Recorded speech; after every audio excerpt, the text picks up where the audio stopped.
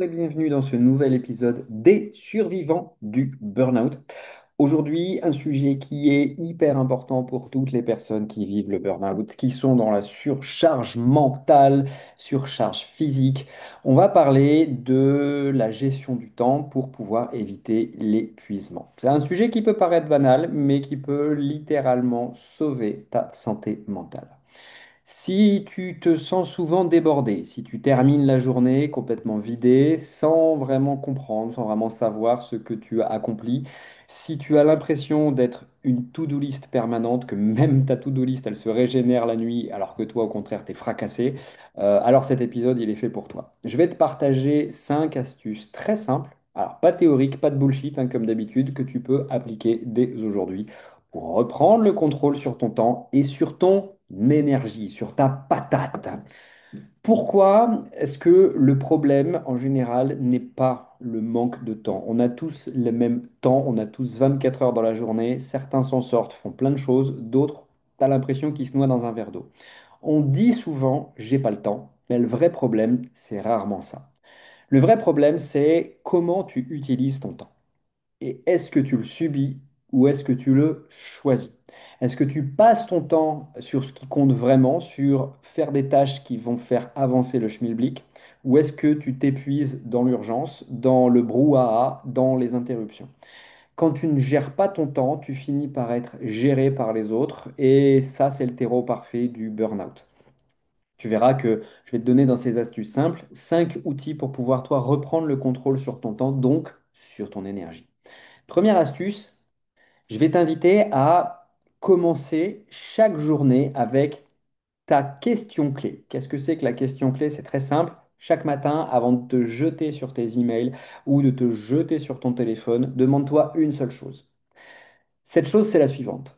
Si je ne devais faire qu'une seule chose aujourd'hui, laquelle aurait le plus d'impact sur ma vie ou sur mon business? Cette question, elle va t'obliger à prioriser et je t'invite à te la poser chaque matin.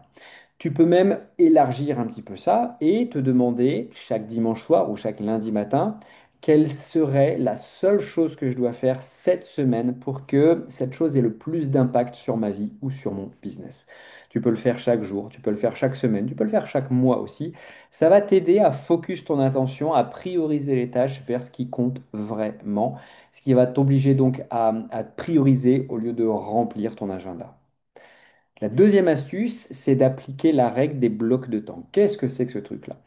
Le multitâche, les personnes multitâches, ça a été prouvé, tu vois, par des psys, bah, c'est beaucoup moins efficient que les gens monotâches. Pendant très longtemps, on a favorisé ces cerveaux multitâches qui sont capables de faire plein de trucs différents en même temps, sauf qu'en réalité, on s'aperçoit d'une chose, on s'aperçoit que ça fatigue, ça disperse, et finalement, ça ne rend pas du tout efficace. À la place, ce que je vais t'inviter à faire, c'est de découper ta journée en blocs de concentration. Un bloc pour des tâches profondes, des tâches qui demandent réflexion, qui demandent assiduité, qui demandent concentration, efficacité cognitive. Un bloc pour répondre à des emails, répondre à des messages. Un bloc pour les imprévus, c'est toujours bon de le placer aussi parce qu'il y a toujours des imprévus dans une journée. Et puis un bloc pour du vide. Tu m'as bien entendu, un bloc pour du vide, pour faire rien du tout dans ta journée. C'est stratégique, tu verras que ça va te permettre de souffler. Rien qu'en faisant ça, bah, tu redeviens acteur de ta journée au lieu de courir en permanence derrière ta journée par les tâches qui s'accumulent sans arrêt. Troisième astuce, je vais t'inviter à créer, à instaurer une zone blanche par jour. Qu'est-ce que c'est qu'une zone blanche? Bah, c'est un moment où tu ne vas faire rien d'utile. C'est une zone où je ne veux pas que tu sois productif. Il n'y aura pas non plus de réseaux sociaux, il n'y aura pas non plus de stimulation. Le but du jeu, c'est juste de respirer, peut-être de marcher, d'aller te promener, d'écrire, si tu aimes bien écrire, ou d'observer, d'être dans la contemplation. Cette zone blanche, c'est une zone qui est comme un sas de décompression pour ton cerveau. Ça permet justement à ton cerveau de tenir dans la durée. Donc encore une fois, tu ne vas pas la remplir par du scrolling, ça sert à rien, tu deviens abruti à force de scroller. Le but du jeu, c'est de faire rien, d'installer cette zone blanche, de faire rien dans ta journée et de reprendre ainsi le contrôle sur ton temps. Quatrième astuce, c'est de simplifier ta to-do list. On a tous des to-do list. Si on n'en a pas, fais-en une. Tu verras, ça peut être utile parce qu'avec ce que je vais te demander de faire maintenant, tu vas la simplifier.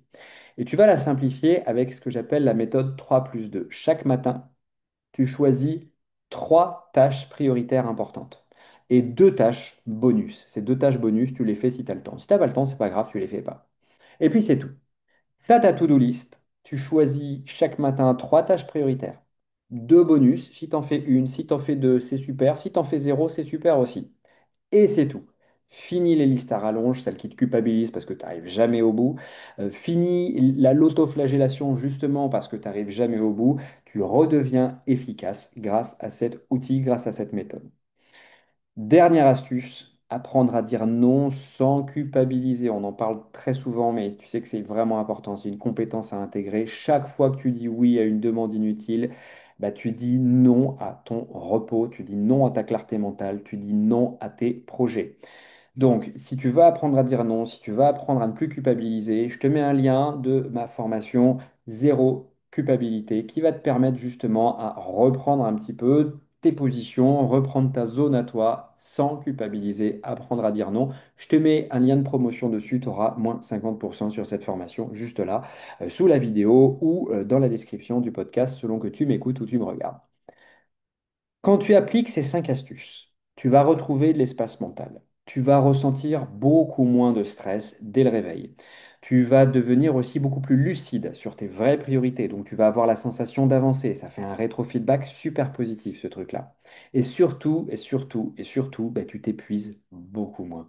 Parce que quand tu arrêtes de courir dans tous les sens pour des choses qui ne comptent pas, tu retrouves ton énergie. Tu commences à construire une journée, puis une vie à ton rythme, pas à celui des autres et selon tes vrais besoins à toi.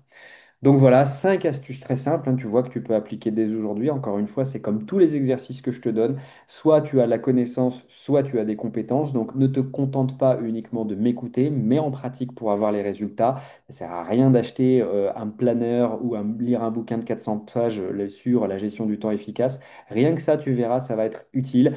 Je te rappelle le lien pour la formation Zéro culpabilité juste là en dessous de cette vidéo ou dans la description du podcast pour réapprendre à dire non si tu veux vraiment avoir des résultats aussi par rapport à ça.